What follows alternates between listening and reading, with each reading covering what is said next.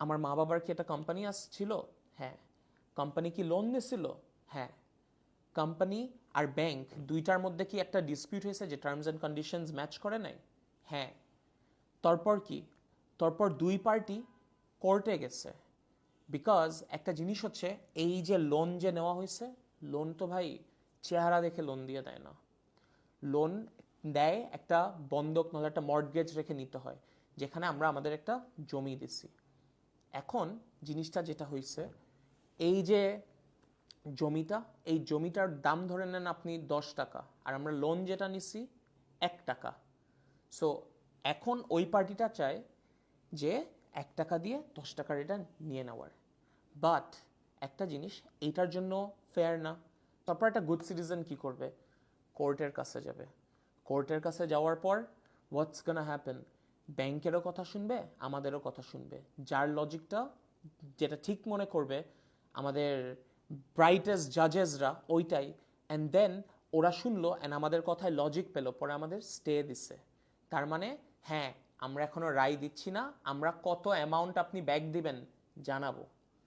আচ্ছা, এইটা হলো। এই কথাটা একেবারেই অযৌক্তিক। কোর্টে কি এই জন্য গেছে যে টার্মস অ্যান্ড কন্ডিশনস মেলে নাই? মানে কোনো একদিন ব্যাংক এসে হঠাৎ করে বললো যে এই টার্মস কন্ডিশনস আছে, এটা না মানলে তোমার কি মতামত তুমি বলো। ব্যাপারটা কি এরকম হয়েছে? হয় নাই। লোনটা নেওয়ার সময় টার্মস অ্যান্ড কন্ডিশনস সব স্পেসিফিক্যালি লেখা থাকে, সে জায়গায় কমপ্লাই করে তারপরে লোনটা নিতে হয়। আমার কথাটা হইল যে এই যে ব্যাংক কখন কোর্টে গেছে, মূলত কিন্তু ব্যাংকই প্রথমে কোর্টে গেছে, এবং কোর্টে যাওয়ার পেছনে যে কারণটা ছিল সেটা হইল অনেকবার করে নোটিশ দেওয়া হয়েছে টাকা পে করার জন্য। শর্ত যেগুলো ছিল সেগুলো ভায়োলেটেড হয়েছে, টাইম পার হয়ে গেছে, তারপরেও টাকা দেওয়া হয় নাই, ব্যাংকের লোন পরিশোধ করা হয় নাই। অনেকবার করে নোটিশ দেওয়ার পরেও যখন হয় নাই, তখন ডিফল্টার হিসেবে ঘোষণা করে মর্টগেজের সম্পত্তি নিলামে তুলে বিক্রি করার চেষ্টা করা হয়েছে। রাফসান, ব্যাংক সিস্টেম এইভাবে কাজ করে না। আপনার তথ্য ভুল, নিজের তথ্য ঠিক নাই, আর আপনি হাস্যকর যুক্তি দিতে আসছেন। ব্যাংক ওইটা নিলামে তুলে কি করে? ওইটা বিক্রি করার পরে যত টাকাই পাক না কেন, ব্যাংক ওই জায়গা থেকে শুধুমাত্র ওই টাকাটাই নিবে যেটা নেওয়ার জন্য ব্যাংক লিগ্যালি এন্টাইটেলড। মানে আপনার ইন্টারেস্ট এবং মূল টাকাটা বাদ দিয়ে ব্যাংক একটা পয়সাও নিবে না, এবং যে টাকা অতিরঞ্জিত থাকে, এক্সট্রা থাকে, সেই টাকাটা আপনাদের কাছেই দিয়ে দিবে। তাহলে আপনারা যদি গুড সিটিজেন হইতেন, নিলামে উঠলে তো আপনাদের দুজনেই ভালো ছিল, যে ঠিক আছে নিলামে উঠে গেছে, সম্পত্তিটা তাহলে বিক্রি করে এক্সট্রা টাকা আমরা পেয়ে যাব। যদি আমাদের তো অ্যামাউন্ট জানাবে, তারপর না আমরা পে ব্যাক করবো। অ্যান্ড এইটা যতদিন আমরা না জানি, কেমনে পে ব্যাক করবো? অ্যামাউন্টটা কি আপনি আমাকে বলতে পারবেন? ভাই, আপনি আমাকে এসে বলবেন যে অ্যামাউন্ট এইটা? আপনি কোর্ট না।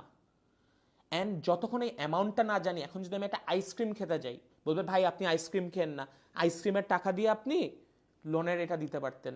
একটা ঘড়ি কিনতেছি, ঘড়ি কিনেন না, ঘড়ির টাকা দিয়ে তো আপনি লোনের টাকা শোধ করতে পারতেন। ভাই, জিনিসটা হচ্ছে আপনার একটা জিনিস বুঝতে হবে, আমার আর আমার ভাইয়ের সামর্থ্যটা আছে একটা গাড়ি দেওয়া, সাথে একটা লোনের এইটা পে ব্যাক করা।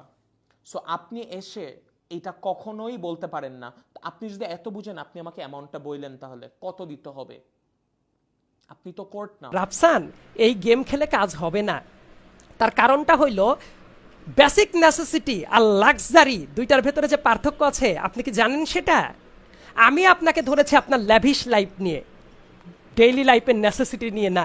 একটা আইসক্রিম খেলে কেউ আপনাকে কিছু বলে নাই যে আইসক্রিমের টাকা দিয়ে তুমি লোন পরিশোধ করো। আপনি যে মুহূর্তে অডি গাড়ি গিফট করছেন ফ্যামিলিকে, কাকে? যারা ডিফল্টার।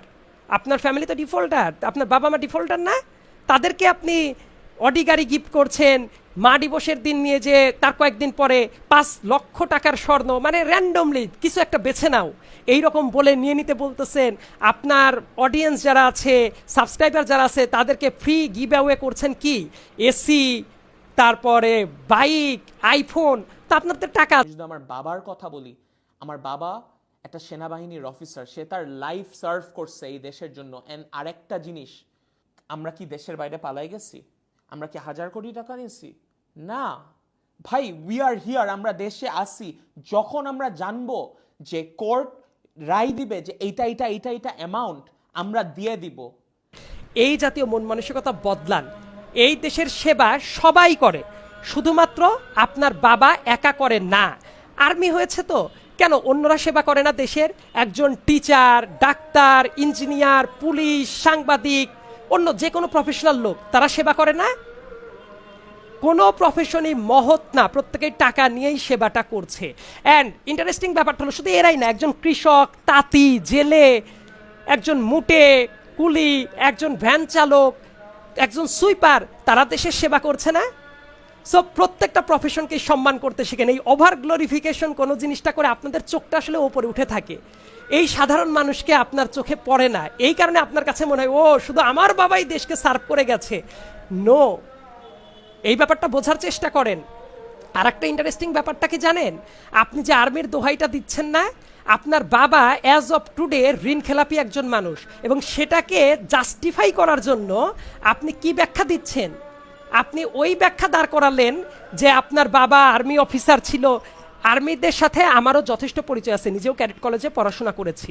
তো এই কারণে যত আর্মি অফিসার দেখেছি অনেকে আছে প্রচণ্ড ইন্টিগ্রিটি সম্পন্ন, তারা ভ্যালুস ক্যারি করে লাইফে। তারা যদি জানে যে এই জাতীয় লোন ডিফল্টার একজন মানুষের ছেলে এসে ডিফেন্ড করতেছে আর্মির ট্যাগকে ইউজ করে, সম্ভবত তাদেরও খুবই লজ্জা পাওয়ার কথা। দুই সাইডই শুনেন। অ্যান্ড অনেক মানুষ লোন নেয়, 1000 কোটি টাকা লোন নিয়ে চলে যায়। ভাই, আমাদের লোন ইন্টেনশন কখনো ছিল না লোন নিয়ে যে আমরা মেরে দিব। আমাদের ব্যবসার পরিস্থিতি ভালো হয় নাই ওই সময় ভাই। তারপর সব মিলাই যখন কোভিড হয়েছে, পুরো পৃথিবীর সবাই সাফার করছে। ভাই, তোমাকে কে বলছে যে দেশে থাকলেই কেউ ঋণ খেলাপি হতে পারে না? এই দেশে ঋণ খেলাপি করেও দেশে আছে এমন বহু মানুষ আছে।